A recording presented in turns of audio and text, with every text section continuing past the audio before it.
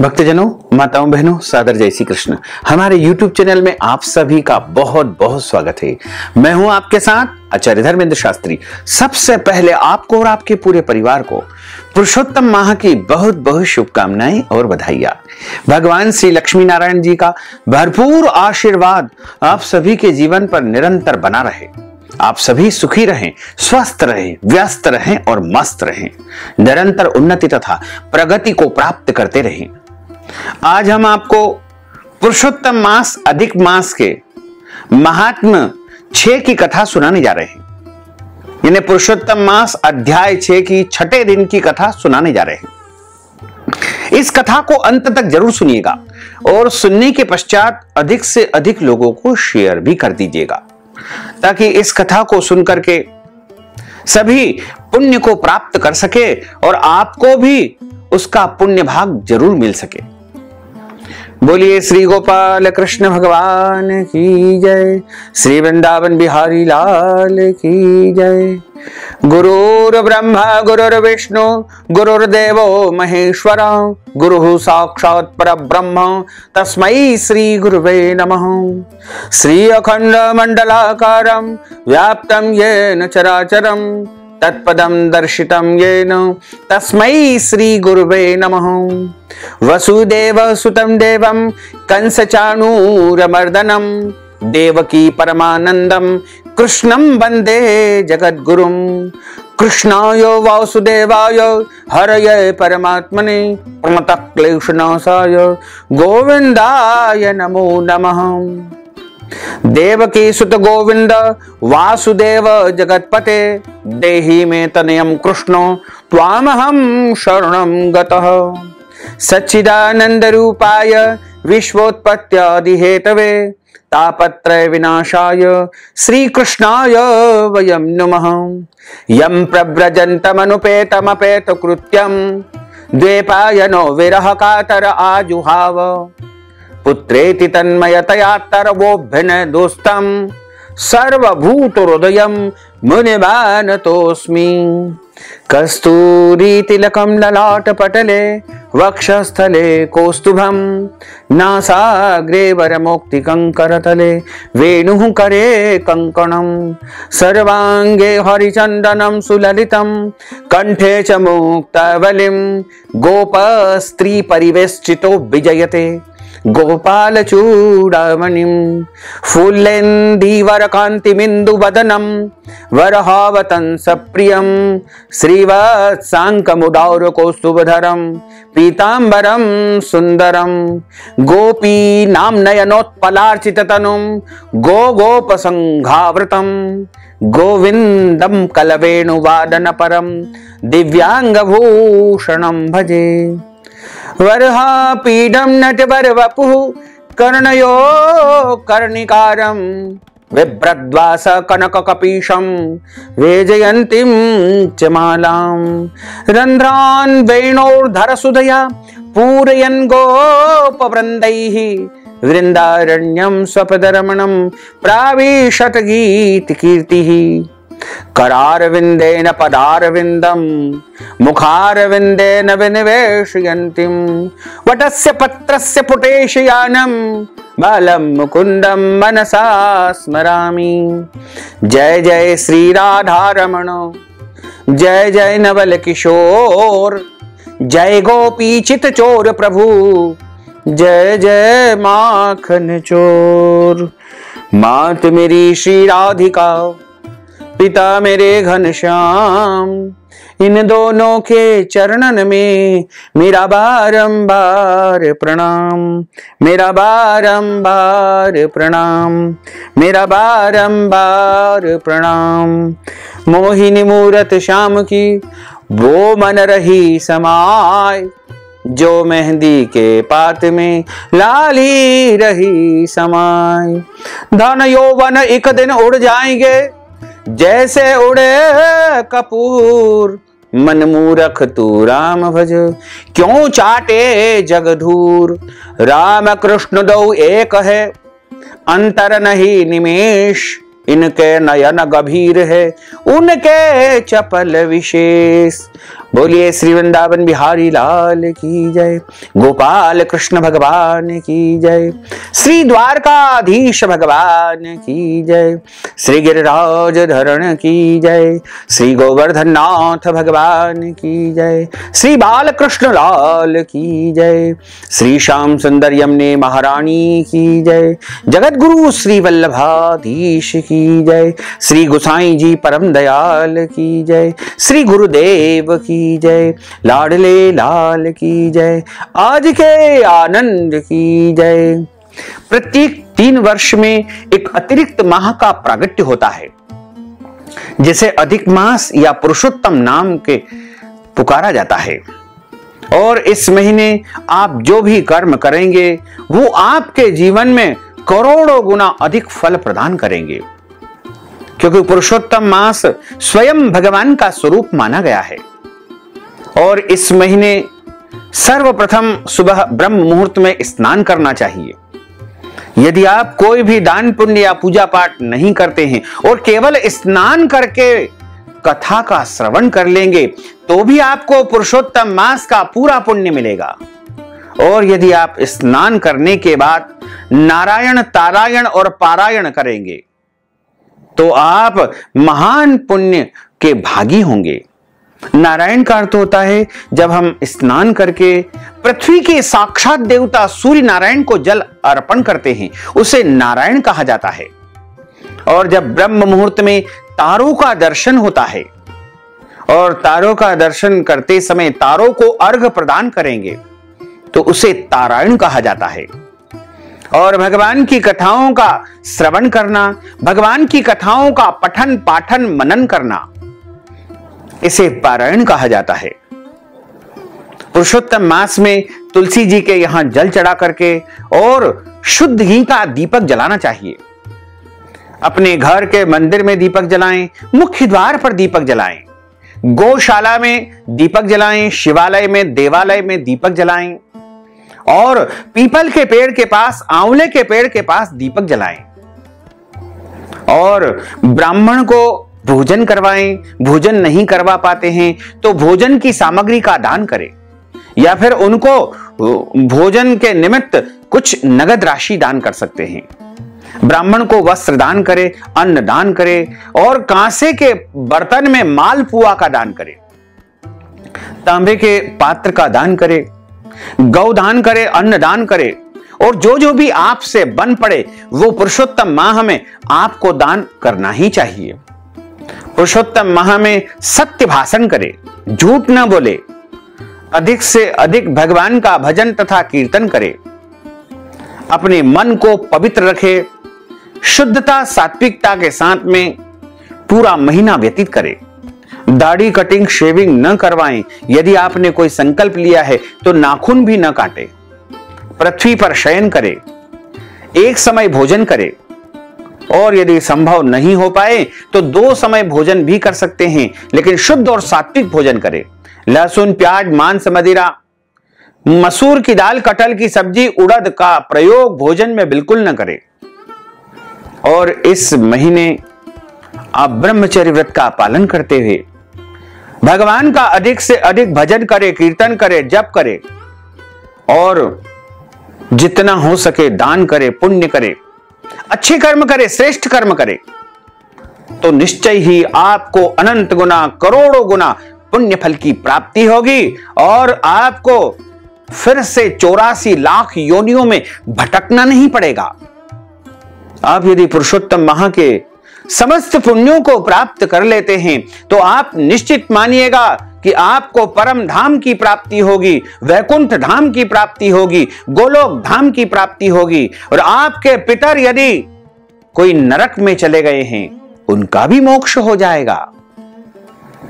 शास्त्रों में तो यहां तक लिखा हुआ है कि यदि हम किसी व्यक्ति के नाम से पुरुषोत्तम माह के नियमों का पालन करते हैं, उनके निमित्त यदि हम अधिक मास का दान पुण्य करते हैं तो उनको भी इसका पुण्य प्राप्त होगा और उनके भी सारे पाप दोष नष्ट हो जाएंगे। तो यदि आप किसी अपने परिजन के निमित्त या मृतक आत्मा के निमित्त या किसी भी व्यक्ति के निमित्त पुरुषोत्तम महा का पुण्य प्राप्त करके उनको यदि आप प्रदान कर देंगे तो भी उनको जो है करोड़ों अनंत गुना फल की प्राप्ति हो सकेगी। पुरुषोत्तम महा के 5वें अध्याय की कथा का हमने आपको सुनाया। उसके बाद जो अगला क्रम, उसी क्रम में यह कथा चल रही है। इसमें भगवान नर नारायण के श्री मुखारविंद से नारद जी कथा का श्रवण कर रहे हैं। नारद जी बोले कि भगवान गोलोक में जाकर के क्या करते हैं? हे पाप रहित, मुझे श्रोता के ऊपर कृपा करके कहिए। श्री नारायण बोले कि हे नारद, पाप रहित अधिमास को लेकर के भगवान विष्णु के गोलोक जाने पर जो घटना हुई वह हम आपसे कहते हैं। ध्यानपूर्वक सुनो। गोलोक धाम के अंदर मणियों के खंभों से सुशोभित सुंदर पुरुषोत्तम के धाम को दूर से भगवान विष्णु देखते हैं। उस धाम के तेज से बंद हुए नेत्र वाले श्री हरि विष्णु धीरे धीरे नेत्र खोलकर और अधिमास को अपने पीछे करके धीरे धीरे धाम की ओर जाते हैं। और अधिमास के साथ भगवान के मंदिर के पास जाकर के श्री हरि विष्णु अत्यंत प्रसन्न हुए और उठ करके खड़े हुए द्वारपालों से अभिनंदित भगवान श्री हरि विष्णु पुरुषोत्तम भगवान की शोभा से आनंदित होकर के धीरे धीरे प्रभु के मंदिर में गए और भीतर जाकर शीघ्र ही श्री पुरुषोत्तम श्री कृष्णचंद्र भगवान को नमस्कार किया, उनको प्रणाम किया।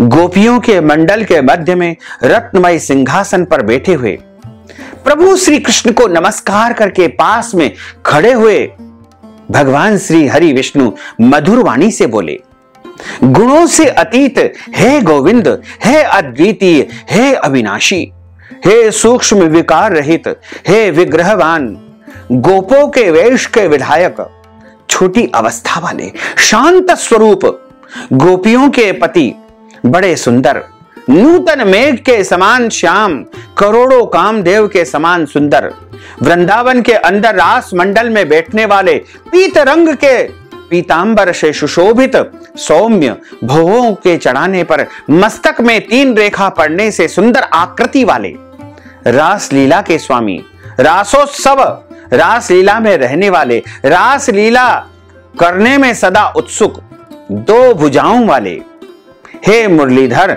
हे पीतांबरधारी, हे अच्युत, हे माधव, ऐसे भगवान की मैं वंदना करता हूं। इस प्रकार स्तुति करके भगवान श्री कृष्ण को भगवान श्री हरि विष्णु नमस्कार करके पार्षदों द्वारा सत्कृत श्री विष्णु रत्न सिंहासन पर भगवान श्री कृष्ण की आज्ञा से बैठ जाते हैं। श्री नारायण बोले कि यह भगवान श्री हरि विष्णु का किया हुआ स्तोत्र प्रातः काल उठ करके जो कोई पढ़ता है उसके समस्त पाप नष्ट हो जाते हैं और अनिष्ट स्वप्न भी अच्छे परिणाम उसको प्रदान करते हैं। यदि आपको कोई भी बुरा सपना आया हो या सपने में कोई भी गलत बात या बुराई दिखाई दी हो तो इस अध्याय का श्रवण करने से वो सारी चीजें आपको अच्छे रूप में अच्छा परिणाम प्रदान करती है और पुत्र पौत्रादि को बढ़ाने वाली और भक्ति को देने वाली, श्री गोविंद में आपका आकर्षण बनाने वाली, अकीर्ति का नाश होकर के सत्कीर्ति की वृद्धि करवाने वाली है। भगवान श्री हरि विष्णु बैठ गए और परब्रह्म श्री कृष्ण के आगे कांपते हुए अधिमास को श्री कृष्ण के चरण कमलों में नमन कराते हुए, और तब भगवान श्री कृष्ण ने भगवान विष्णु से पूछा कि यह कौन है और कहां से आया है, क्यों रो रहा है? इस गोलोक धाम में तो कोई भी दुखी नहीं होता है।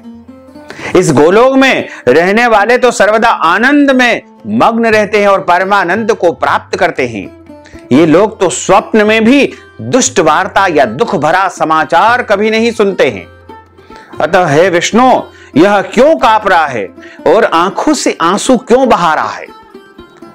इस दुखित को हमारे सम्मुख आपने किस लिए खड़ा किया है? तब श्री नारायण बोले कि नवीन मेघ के समान श्याम सुंदर गोलोक के नाथ का वचन सुनकर के सिंहासन से उठ करके श्री महाविष्णु मलमास की संपूर्ण दुख गाथा कहते हुए कहते हैं, श्री हरि विष्णु बोले कि हे वृंदावन की शोभा वाले, हे नाथ, हे परब्रह्म पुरुषोत्तम, हे श्री कृष्ण, हे मुरलीधर, इस अधिमास के दुख को आपके सामने मैं विस्तार पूर्वक कहता हूं। आप ध्यान से सुनिए। इसके दुखित होने के कारण ही स्वामी रहित अधिमास को लेकर मैं आपके पास आया हुआ हूं। इसके उग्र दुख रूप अग्नि को आप शांत करें। यह अधिमास सूर्य की संक्रांति से रहित है, मलिन है, शुभ कर्म में सदा वर्जित है। स्वामी रहित और मास में स्नान नहीं करना चाहिए। ऐसा कहकर वनस्पति आदिकों ने और समस्त देवताओं ने इसका निरादर किया है। ब्रह्मांड में तीनों लोकों में इसकी बुराई हो रही है। 12 मास, कला, क्षण, अयन, संवत्सर आदि शैश्वरों से अपने अपने स्वामी के गर्व से इसका अत्यंत निरादर किया है। इसी दुखाग्नि से जला हुआ यह मृत्यु को प्राप्त होने के लिए तैयार हुआ है, मरने के लिए उत्सुक है। तब अन्य दयालु व्यक्तियों द्वारा प्रेरित होकर हे ऋषिकेश शरण चाहने की इच्छा से हमारे पास आया और कांपते कांपते घड़ी घड़ी रोती रोती अपना सब दुख जाल इसने हमारे सम्मुख सुनाया है। इसका यह बड़ा भारी दुख आपको बिना बताए कैसे निवारण हो सकता है, आपके बिना बताए कैसे टल सकता है। अतः इस निराश्रय का हाथ पकड़ करके मैं आपकी शरण में आज लाया हूं। आपकी शरणागति में आ चुका है। दूसरों का दुख आप सहन नहीं कर सकते हैं, ऐसा वेद जानने वाले लोग कहते हैं। अतएव इस दुखित को कृपा करके सुख प्रदान कीजिए। हे जगतपते, हे करुणाकार, आपके चरण कमलों में प्राप्त प्राणी शोक का भागी नहीं होता है। ऐसा वेदों को जानने वाले के मुख से मैंने सुना है। यह बात झूठी कैसे हो सकती है? मेरे ऊपर कृपा करके भी इसका दुख दूर करना आपका परम कर्तव्य है, क्योंकि सब काम छोड़ करके इसको मैं अपने साथ लेकर के आया हूं। मेरा आना सफल कीजिए। हे स्वामी, बारंबार आपके सामने यही विनंती मैं करना चाहता हूं। बारंबार स्वामी के सामने कभी भी कोई विषय नहीं कहना चाहिए, लेकिन आज मैं इस विषय को आपके सामने बारंबार कहना चाहता हूं। ऐसा नीति के जानने वाले बड़े बड़े विद्वान पंडित सर्वदा कहा करते हैं। इस प्रकार अधिमास का सब दुख भगवान श्री कृष्ण से कह करके श्री हरि महाविष्णु के मुख कमल की ओर देखते हुए श्री कृष्ण के पास ही हाथ जोड़ करके खड़े हो गए। ऋषि लोग बोले कि हे सूत जी महाराज, आप दाताओं में श्रेष्ठ है, आपकी दीर्घायु हो। जैसे हम लोग आपके श्री मुखारविंद से भगवान की लीला के कथामृत लीलामृत का पान करते रहे। हे सूत जी महाराज, गोलोकवासी भगवान श्री कृष्ण ने महाविष्णु के प्रति फिर क्या कहा और क्या किया इत्यादि लोक उपकारक विष्णु कृष्ण का संवाद सब आप हम लोगों को सुनाइए। हम सुनने के लिए सभी बड़े उत्सुक हैं। परम भगवत भक्त देवर्षि नारद जी ने नारायण से क्या पूछा? हे सूत जी महाराज, इसको आप इस समय हम लोगों से कहिए। देवर्षि नारद जी के प्रति कहा हुआ भगवान नारायण का वचन तपस्वियों के लिए परम औषधि है। इस प्रकार यहां पर अधिक मास पुरुषोत्तम मास के 6ठे अध्याय की कथा का समापन होता है। श्री बृहन नारदीय पुरुषोत्तम मास महात्म्य 6ठो अध्याय श्री कृष्ण अर्पणमस्तु। बोलिए गोपाल कृष्ण भगवान की जय। अच्युतम केशवम राम नारायणम कृष्ण दामोदरम वासुदेवम हरे श्रीधरम माधवम गोपिका वल्लभम श्री जानकी नायकम श्री रामचंद्रम भजे। जानकी मनोहरम सर्वलोक नायकम श्री शंकरादि सेवितम पुण्य नाम कीर्तनम श्री राम राम राम राम राम नाम तायकम। राम कृष्ण वासुदेवा भक्ति मुक्तिदायकम। राम कृष्ण वासुदेव भक्ति मुक्तिदायकम, रामकृष्ण वासुदेव भक्ति मुक्तिदायकम, रामकृष्ण वासुदेव भक्ति मुक्तिदायकम, रामकृष्ण वासुदेव भक्ति मुक्तिदायकम। श्री कृष्ण गोविंद हरे मुरारे, हे नाथ नारायण वासुदेवा। श्री कृष्ण गोविंद हरे मुरारे, हे नाथ नारायण वासुदेवा, हे नाथ नारायण वासुदेवा, हे नाथ नारायण वासुदेवा, हे नाथ नारायण वासुदेवा, हे नाथ नारायण वासुदेवा, हे नाथ नारायण वासुदेवा। बोलिए श्री कृष्णचंद्र भगवान की जय, श्री द्वारकाधीश भगवान की जय, श्री लक्ष्मी नारायण भगवान की जय, गोपाल कृष्ण भगवान की जय, श्री वृंदावन बिहारी लाल की जय, श्री गिरिराज धरण की जय, श्री गोवर्धन नाथ भगवान की जय, श्री बाल कृष्ण लाल की जय, श्री श्याम सुंदर यमुने महारानी की जय, जगत गुरु श्री वल्लभाधीश की जय, श्री गुसाई जी परम दयाल की जय, श्री गुरुदेव की जय, लाडले लाल की जय, आज के आनंद की जय, धर्म की जय हो, अधर्म का नाश हो, प्राणियों में सद्भावना हो, विश्व का कल्याण हो, सनातन धर्म की जय हो, गौ माता की जय हो, नगर बस्ती की जय हो, आज के आनंद की जय हो, कल के आनंद की जय हो, परसों के आनंद की जय हो, बरसों बरसों के आनंद की जय हो। ओम नमः पार्वती पते, हर हर महादेव हर। जय जय श्री राधे, काल हर, कंटक हर, दुख हर, दारिद्र हर, आनंद की लहर कर। भक्तजनों, माताओं बहनों, यदि आप पुरुषोत्तम माह की कथा के निमित्त कोई भी दान पुण्य करना चाहते हैं, वस्त्र दान, अन्न दान, गोदान या कोई भी दान पुण्य करना चाहते हैं, तो आप हमारे फोन पे, गूगल पे या पेटीएम के माध्यम से अथवा अकाउंट नंबर के माध्यम से नगद राशि पहुंचा करके पुरुषोत्तम माह का संपूर्ण पुण्य लाभ प्राप्त कर सकते हैं। साथ ही आपसे अनुरोध है कि हमारे इस ज्ञानवर्धक वीडियो को अधिक से अधिक लोगों को शेयर करिएगा, लाइक करिएगा, कमेंट करिएगा, और यदि अभी तक आपने सब्सक्राइब नहीं किया है तो अभी और इसी समय सब्सक्राइब कर लीजिए, ताकि इसी प्रकार की ज्ञानवर्धक वीडियो आपको सबसे पहले प्राप्त हो सकेगी।